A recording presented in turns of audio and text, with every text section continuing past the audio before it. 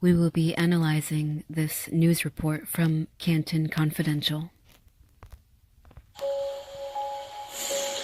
Welcome to this special edition of Canton Confidential, the Karen Reed murder trial. I'm Glenn Jones. I'm J.C. Monahan. Today, Judge Beverly Cannoni heard arguments about dropping 2 charges against Reed.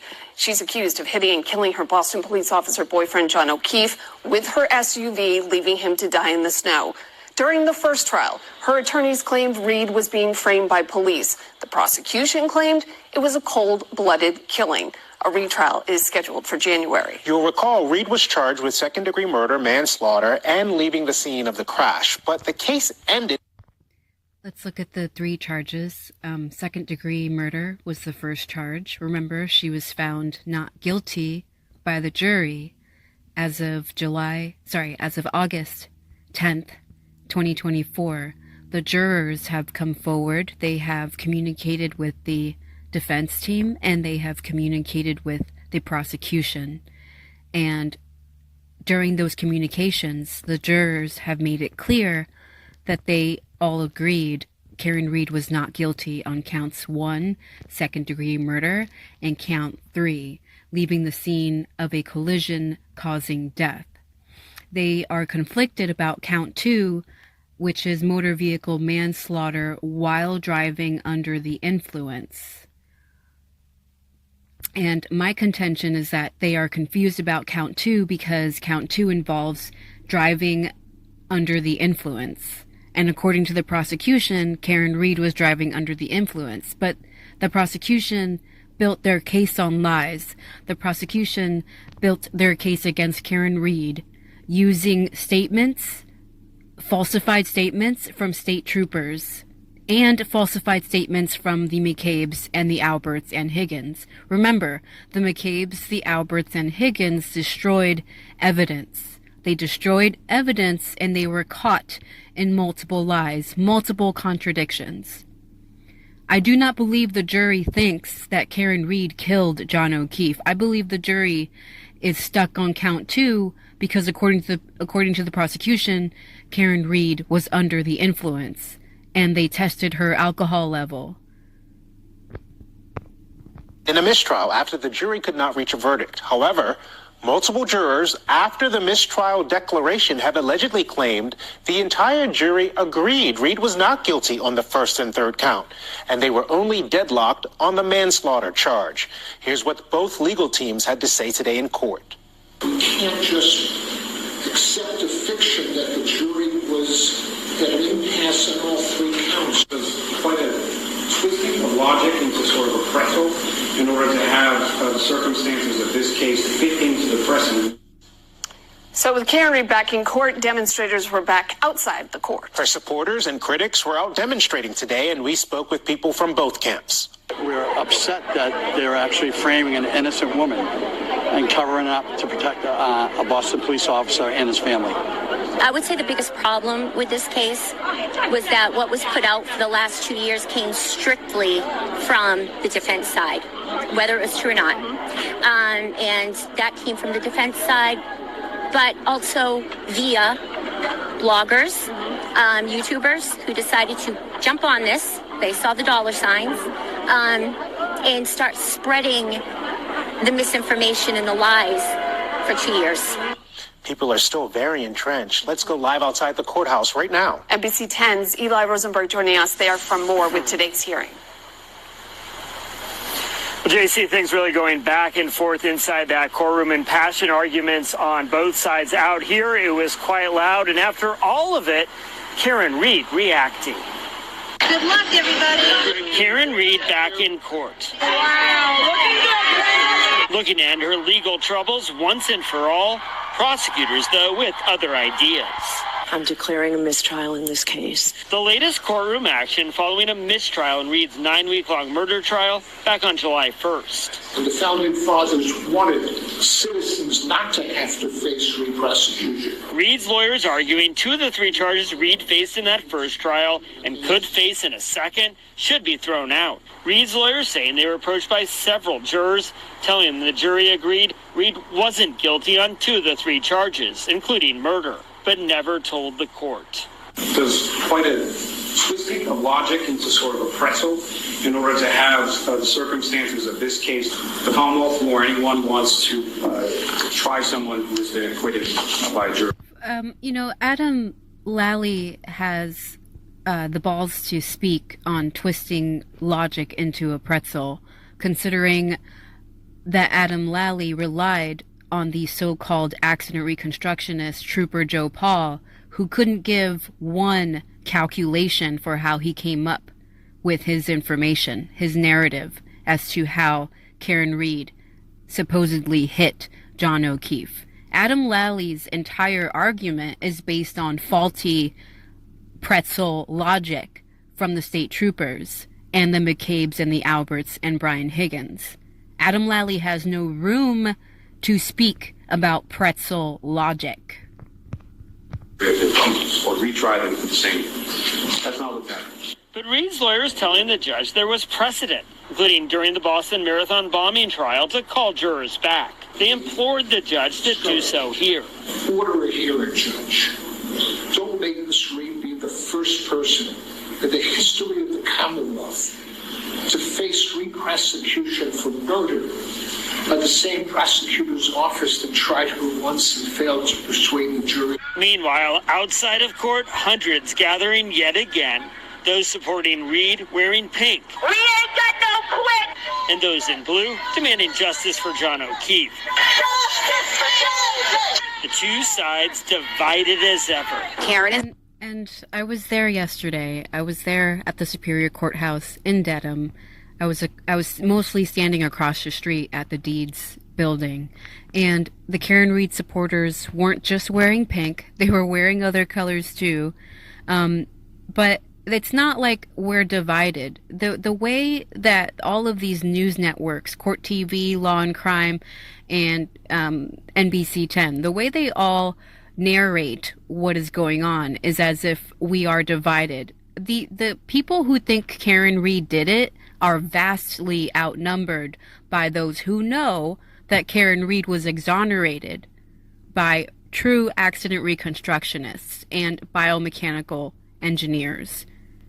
There is those who say that Karen Read hit John O'Keefe and killed him. They are on the fringe. As I've argued, they are anywhere from 20 to 10% of people looking into this case, whether it be online or in person. I witnessed it myself. The people wearing the blue shirts yesterday couldn't have amounted to more than 30 people. The people who were supporting Karen Read and wrapped around the Superior Courthouse and wrapped around the Deeds building, there must have been at least 200, if not more. So to me, the whole narrative that, oh, we're divided, the people are divided between guilty and not guilty, those who support her and those who don't support her. No, the vast majority of people observing the Karen Read case believe she is not guilty. Those who think she is guilty, those who bought into the prosecution's unverified, invalid narrative are on the fringe. There is no division. The true conspiracy theorists are those who think Karen Read did it. Those who paid attention to all the evidence and listened to all the testimony and considered the actual accident reconstruction from ARCA, who again were paid for by the FBI and the Department of Justice. We all know she's not guilty. Compelling evidence proving that she's not guilty. guilty, and we are here to support the family and get justice for John. We're upset that they're actually framing an innocent woman and covering up. After the hearing, Reed leaving, weaving through the crush of the crowd. Always strong, moving, always. let's go. I will not be broken. Sean. You will not break me. So in the end, the hearing lasting just over an hour, no immediate... Remember, the proctor, Michael Proctor, and his sister were hoping Karen Read would have just committed suicide, and then they could have just pinned it on her, and there wouldn't have been anyone to fight for her. She would have gone down as someone who killed John O'Keefe, even though she did not. And I'm grateful that she's staying strong despite so many people, so many liars so many liars in law enforcement who want to see her go down for this, just so they can cover their asses. Decision from the judge. She said she's going to take all of this under consideration, and right now, no timeline when the judge's decision may be handed down. Live in Dedham, Eli Rosenberg, NBC10 Boston. All right, Eli, we're joined now by NBC10 legal analyst Michael Coyne and Dean of the Mass School of Law, and of course our courtroom insider, Sue O'Connell. Michael, I want to mention to you the last time that we spoke, which was, more than a month ago, you said the defense would have an uphill battle trying to get this motion to be accepted. What did you think of Marty Weinberg, who was on the defense this time? We hadn't seen him before, and the way he presented things. Marty Weinberg's a terrific lawyer, one of the best in the business. I used to watch him try cases back in the 70s in Suffolk Superior when I was in college. He and his partner have always been terrific lawyers. The problem is we have to work with the law that we have and the facts that exist. I thought he made a terrific argument. He made a number of good points. But at the end of the day, you need to look at what the law says, and the likelihood of Judge Canoni changing this verdict that's been in place at this point, which is no verdict, is very low. Trial judges tend to follow the law. If you want the law to be changed, that's going to take the appellate level. Someone's taken an appeal on this decision. So, Michael, the way I see it, there are two pillars of our justice system that are at issue here. In the one case, the verdict, the decision of a jury, read in open court, needs to be final. That is in a box, and we probably shouldn't tamper with that. But on the other hand, the same jury is saying, actually, our decision when we were deliberating was that she was acquitted on 2 charges, that we were going to say that she is not guilty. So when the judge looks at these 2 boxes, which pillar is she going to say has to be protected? Because in this case, only one of them can be. It's a great question. The fact is, not all the jurors have come forward and said that we had a unanimous verdict and actually voted on counts 1 and 3. Some have. And so that's part of the problem here, is where we've got something that's unsettled. The jury in open court gave the judge a note. The judge accepted the verdict. No one questioned the verdict at the time. The defense didn't ask that the jurors be polled, or that if they had a verdict on any of the counts that were before them. It's a difficult decision, because a lot of us sit here and say, yeah, but it does sound like they had a verdict on 2 of the counts. Shouldn't the law at least say, did you have a verdict? But there's a lot of law that gets very concerned about invading that jury's space and actually asking them about internal deliberations. There he is again. There goes that argument again. I swear, NBC10 Boston, I swear, I don't know why they keep resorting to that stupid-ass argument that we can't go into the jury deliberations. For the 10,000th time, no one is asking to go into the jury deliberations. We are asking, did they reach verdicts? And he keeps referring to the mistrial as a verdict. That's not a verdict.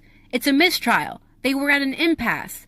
More steps were supposed to be taken from the judge. The judge was supposed to take more steps. She was supposed to follow Rule 27B. After they told her they were at an impasse. There was no verdict. For this man to be the dean of a law school in Massachusetts, and again, in a previous video, in a previous interview, he referred to Rule 27B. He said that the judge was supposed to follow Rule 27B. But ever since then, he's changed his tone. He's changed his stance. And he keeps regurgitating what the rest of NBC10 Boston and the people they interview, what they keep regurgitating, that we can't go into the jury deliberations.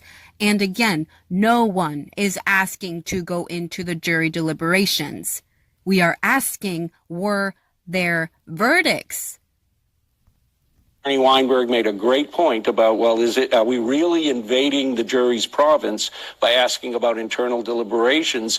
Aren't we really just saying, what were your results at the end of the day? I don't see it being successful, simply because it opens a door that I don't think the court is likely want to have opened. So you've been in the courtroom for this entire trial. Here we are back now, almost a month after the original hung jury. Judge Canoni, how is she holding up? And how did she seem when it came to having someone new step up and speak for the defense? Well, it was a different energy, of course, and I imagine he's appeared before her. I would be shocked if he hasn't appeared before her. He was exceptionally eloquent and really a storyteller without being condescending. He made things clear. She actually looked like she was sitting back and smiling and enjoying what he was saying. Now, that doesn't mean she agreed with him, and it doesn't mean that she is definitely going to say, okay, we're going to drop the charges. But there was definitely a more relaxed attitude you could get from Judge Bev Canoni, just sitting there and following the argument and hearing what he's going to say. And a couple of times you lean forward a little bit like, oh, yeah, that's where I thought he would end up. So I think if one can enjoy your job, I think she enjoyed listening to him today. So it was a different atmosphere. Yeah, he had the hardest argument to make, but he did a really, really nice job. Yes. Right. Sue, Michael, thank you. When Canton Confidential returns, more fallout from Trooper Michael Proctor's testimony in the Karen Reed trial. We want to look at the ongoing impact Trooper Michael Proctor has had on the Karen Reed murder trial and beyond. Proctor was the lead investigator in this case. Testifying at her trial, he came under fire for texts that he sent family, friends, colleagues, and superiors within the Mass State Police. NBC10 exclusively obtained a letter sent to more than a dozen criminal defense attorneys who are handling cases where Proctor was also the lead investigator. We spoke with an attorney who received that letter for one of his cases. We all want law enforcement to be doing the best they possibly can on any given case. Clearly, that wasn't done in the Karen Reed trial, and that's going to have ripple effects for everybody. The letter sent by the Norfolk County District Attorney's Office indicates that Proctor was cross-examined on issues such as conflict of interest and bias. We're joined now by Morgietta Duressier, a criminal defense attorney with the Bay State Law Group. Morgietta, the person who just left the set, told us weeks ago we should be on the lookout for this kind of development. So can you help us understand what kind of injury does Michael Proctor potentially do to other criminal cases that he's been involved in? Absolutely. And we're talking about ripple effects here, right? When you put a person on the stand in any jury case, they are the evidence, right? This is what you have to rely on. So now if you can't rely on that piece of evidence, what can you rely on, right? You can have your exhibits, you can have other things that put the case together, but testimony is crucial. And so this is going to have negative impacts if they continue to do these investigations, because who knows what else happened in all these other cases. Do you expect some cases to fail because of this? You know, I kind of, I hate to put it compared to other cases, but this was like the Annie Dukin, fiasco that happened many years ago. And, it's kind of growing to that, a lot of people might be putting that into question like they did those cases back then. Just to remind everybody that she was falsifying some test results that came from labs, yes, so that people who are incarcerated may not have been guilty after all. Absolutely. We have two other officers that are being investigated related to the Karen Reed trial. That's Detective Lieutenant Brian Tully and Sergeant Yuri Buchanan. As you said, ripple effects, that's two more. So we could possibly be seeing 3 officers impacting cases that has to then send those ripples even farther. Absolutely. And then the question is, we're still waiting for this major decision, right, on this motion. If you do try this case again, can you even use any of that information or them in the future? Because now you're calling to question the totality of, the crux of the case. You're talking about lead prosecutor. You're talking about people who are heavily involved in these matters. It does make a difference. So you have to be very cautious about that. In terms of the communication that went out to the defense attorneys, the prosecutor's office, the Norfolk County DA, had to send letters to these attorneys and said, hey, this is what happened. This is the testimony. We're being transparent here. Why did they have to do that? They do, because remember, they represent the Commonwealth of Massachusetts, right? They're not just the district attorney's office. They represent the people who live in the Commonwealth, and they have to be forthright. They can't withhold this information, even if it makes them look bad, right? And that's what it does. They have to be upfront. Okay. Morgietta, as always, thank you. And on that note, I think that everything Brian Albert ever investigated should be looked into. Everything Kevin Albert, as a Canton police officer, ever investigated, I think that should be looked into. Everything ATF agent Brian Higgins ever investigated should be looked into. We are dealing with multiple members of law enforcement who are liars and who are corrupted. And everything they've ever investigated, everything they've ever looked into in their jobs as law enforcement should be looked into. Not just the troopers, Not just the troopers. It should also be the Alberts and Higgins. Retrial has had a massive impact on the town of Canton. We're looking at the deep scars in this small community. Canton Confidential continues right after this.